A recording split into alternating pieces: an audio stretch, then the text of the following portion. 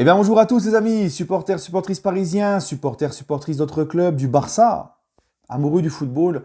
Bonjour à tous et bienvenue à vous. Voilà les amis. Bah écoutez, je vous retrouve pour une vidéo, hein, vous m'excuserez, il n'y aura pas d'avant-match 3 Paris Saint-Germain, parce que là aujourd'hui je vais faire l'avant-match, mais avec l'épisode Messi, je voulais absolument en parler, les gars. Voilà, bon, ce qui concerne l'avant-match 3 PSG, le PSG doit absolument gagner ce match, hein, les gars. 3 est un promu, 3 ça joue quand même au football. Les Troyens auront à cœur de mener la vie dure au Paris Saint-Germain pour marquer son retour en Ligue 1. C'est chez eux. Il va nous manquer encore des joueurs importants. Il va pas falloir faire comme l'année dernière. Rappelez-vous, la saison dernière, le PSG, on avait perdu quand même les deux premiers matchs de la saison. Et en fin de compte, ben, tu te rends compte que ces points-là, ça t'a coûté le titre, hein, finalement. Donc, ne pas refaire les mêmes erreurs que l'an passé. Il faudra que le PSG s'impose à 3. Je pense que là, Mbappé et Wijnaldum débuteront la rencontre. Donc, il y aura quand même une belle équipe sur le papier pour faire quand même quelque chose à 3. Donc, j'espère que nos joueurs du PSG, les amis, vont faire le boulot. Et pour ma part, je vois une bonne petite victoire du Paris Saint-Germain. Bref, c'était l'aparté, les gars.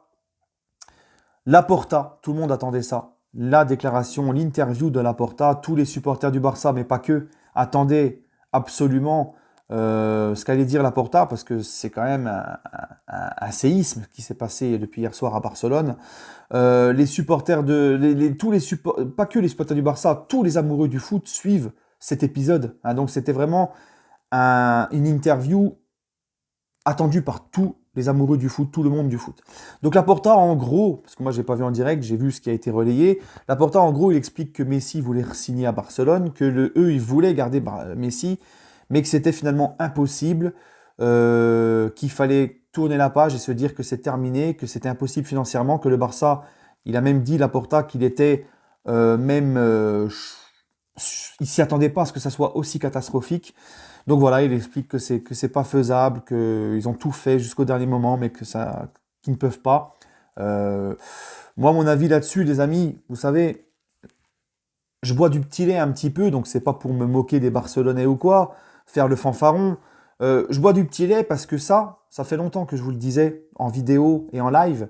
J'avais souvent évoqué le fait que je ne voyais pas comment ça serait possible que Messi re-signe au Barça quand tu voyais les problèmes financiers qu'il y a au Barça, quand tu voyais les chiffres sortis par rapport à leurs dettes. Et j'ai reçu une vague d'insultes, hein, chez les supporters du Barça, sur mes réseaux sociaux. Encore une fois, sur mes réseaux sociaux, pour me suivre, c'est en commentaire épinglé et dans la description. Et j'avais reçu plein d'insultes, occupe-toi de ton club, fils de machin, machin, machin, machin, machin. Et puis finalement, ben, j'avais pas tort. Et quand Laporta a signé au Barça, que je voyais tous les Barcelonais s'enflammer et tout, hein, quand Laporta disait on va faire Haaland, il parlait d'Haaland, il parlait de la prolongation de Messi, il a basé toute sa campagne sur ça, hein, pour finalement rien du tout, que dalle. Moi j'avais dit, je disais à des Barcelonais qui me suivaient et tout, on parlait un petit peu sur Insta, bon des Barcelonais respectueux, je leur disais les gars attention, ne vous emballez pas, le Laporta que vous avez connu à l'époque, qui a fait de grandes choses avec le Barça, c'est plus du tout la même situation financière, puis en plus quand il a été réélu, il y a eu le Covid, c'était en plein Covid, hein. Donc je l'avais dit, comment voulez-vous qu'il fasse tout ça? Comment voulez-vous qu'il vous sorte qu'il vous prolonge Messi, que vous retrouviez le Barça d'antan? C'est pas possible, parce que certes c'est Laporta, mais tout beau Laporta qu'il est, vu la situation financière du Barça, la tâche sera très compliquée. Et lui-même te l'a dit. Je ne pensais pas que ça serait comme ça. Alors, coup de bluff ou pas, je n'en sais rien. Parce que je pense quand même qu'il était au courant, quand il a fait sa campagne pour être élu à la tête du Barça, il était quand même un minimum au courant des comptes du club, au courant de la situation. Hein.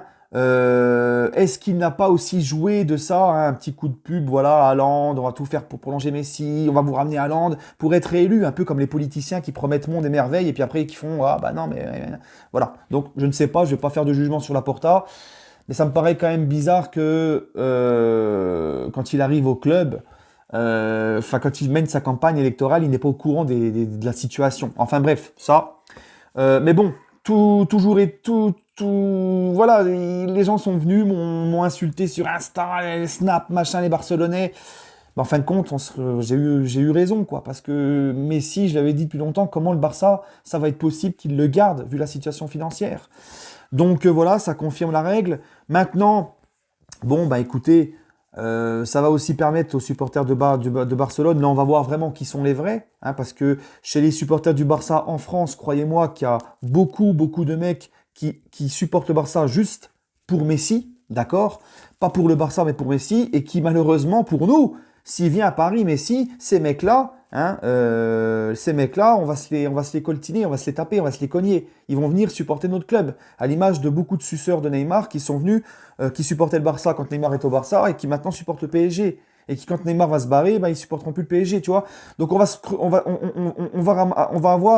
récolter un ramassis de merde là. Voilà, les idolâtres de Messi qui, en fin de compte, s'en foutent du Barça parce que quand Messi maintenant a quitté le Barça, tu verras qu'ils supporteront plus le Barça.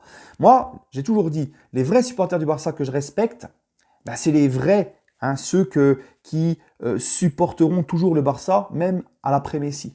Voilà, tu vois. J'ai eu des clashs avec Loguito, on s'est réconciliés. Bah, tu vois, Loguito, malgré qu'il aime beaucoup Messi, c'est normal. Hein, quand tu es supporter du Barça, tu es obligé d'aimer Messi. Mais au moins, Loguito, il sera toujours derrière le Barça, même si Messi part. Voilà, donc ça, c'est des supporters du Barça qui sont des vrais supporters du Barça. Tu vois ce que je veux dire? Donc voilà, c'était la petite parenthèse. Maintenant, le message que j'ai à faire pour ces vrais supporters du Barça, là, j'ai envie de leur dire peut-être que finalement, c'est un mal pour un bien. Parce que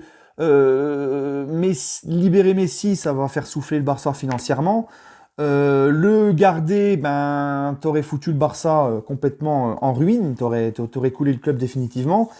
Et puis j'ai envie de te dire, t'as quand même du Depay, du Agüero, du Griezmann. Peut-être que Griezmann, le fait que Messi parte, ça va peut-être le lâcher, il va peut-être prendre un peu plus de leadership. Griezmann, Agüero, le petit Pedri, Busquets, De Jong, les recrues qu'il y a eu, Depay, tout ça. Et il y a quand même, excusez-moi, mais il y a quand même une belle équipe sur le papier, même sans Messi. Donc le Barça va tout reconstruire, ça va être long, parce que vu les problèmes financiers, hein, mais sur ça, Laporta, je pense qu'il va gérer. Eh ben, excusez-moi les gars, mais c'est un mal pour un bien finalement. Vous allez repartir de zéro, vous allez tout reconstruire, comme il l'a dit Laporta, c'est un nouvel ère, un nouveau chapitre qui démarre. Et avec l'équipe quand même que vous avez, c'est quand même pas une équipe dégueulasse, tu vois. Donc, je pense que les supporters du Barça, ça fait mal, c'est vrai, je vous comprends, mais c'est un mal pour un bien. Voilà, ceci étant dit, maintenant Messi, les gars, je pense que Messi à Paris, ça va être un beau mariage, s'il vient, attention, hein, parce on est sûr de rien, même si franchement, moi j'ai plus envie de dire maintenant que Laporta a confirmé, que tout le monde a confirmé, c'est pas un coup de bluff. Hier, je vous disais, attention, ça peut être un coup de bluff pour mettre un coup de pression sur la Liga, c'est pas vrai. Donc là, les gars, je pense sincèrement que le PSG est le mieux placé. Je vois pas Messi arriver à Manchester City avec ce qu'a dépensé Manchester City avec Grealish. Je vois pas la femme de Messi aller dans ce trou perdu à Manchester. Moi, je vois pas. Vous savez, Messi, les gars, Paris, on le dit pas assez, mais la ville de Paris est vraiment un argument de ouf pour attirer les grands joueurs, parce que c'est une des plus belles villes du monde. C'est pour moi la plus belle ville du monde. Et ça, c'est un argument important.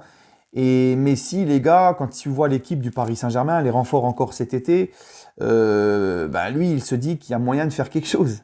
Hein, tu vois ce que je veux dire? Donc voilà, je le vois plus arriver au PSG qu'à City. Même si à City, sur le papier, c'est pas dégueulasse non plus du tout. Hein, mais je te parle par rapport à plein de choses. La ville, à City, à Paris, il y a ses potes, il y a Paredes, il y a Neymar, il y a Di Maria, tu vois ce que... Et voilà. Ça joue beaucoup aussi. Pochettino, il s'apprécie beaucoup, Pochettino et Messi. Et Messi, moi je pense pas, parce que beaucoup le pensent, ça aussi. Messi n'est pas fini. Alors c'est pas le Messi Prime, mais les gars, Messi, 30 buts en Liga, 10 passes décisives, je suis désolé, il peut te faire du très très lourd. Il a encore 2-3 saisons encore sous les jambes, croyez-moi. Et ce mec-là, libre, c'est une opportunité de ouf.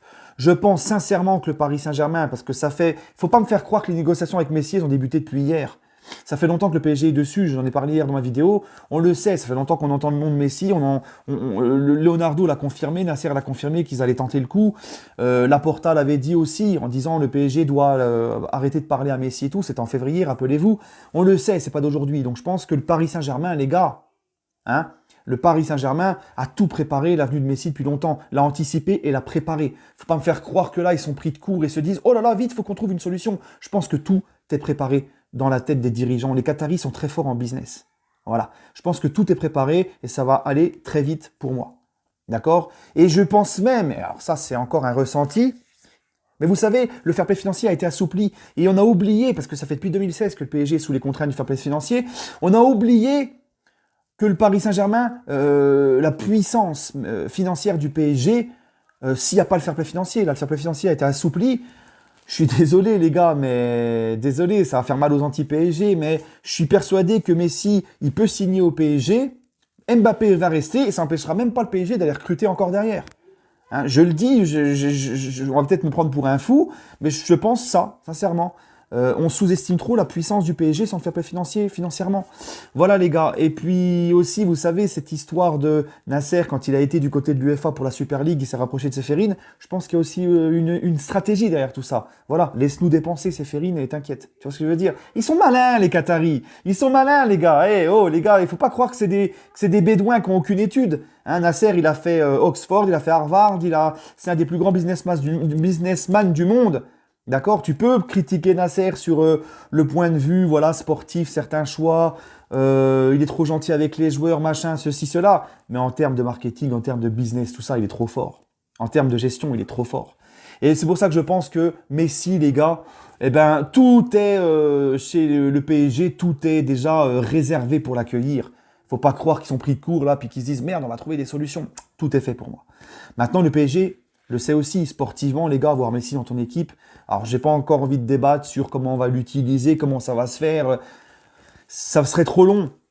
Mais Messi, dans cette équipe, mais c'est tout simplement exceptionnel quand tu vois encore les statistiques qu'il a avec le Barça l'année dernière. Et même, donc sportivement, c'est un gros coup. Et même au niveau marketing, le mec, ce qu'il va t'apporter, ce qu'il va apporter aussi à la Ligue 1, ce qu'il va apporter au club, et aussi pour la Coupe du Monde qui est en fin 2022. C'est un gros coup marketing pour les Qataris.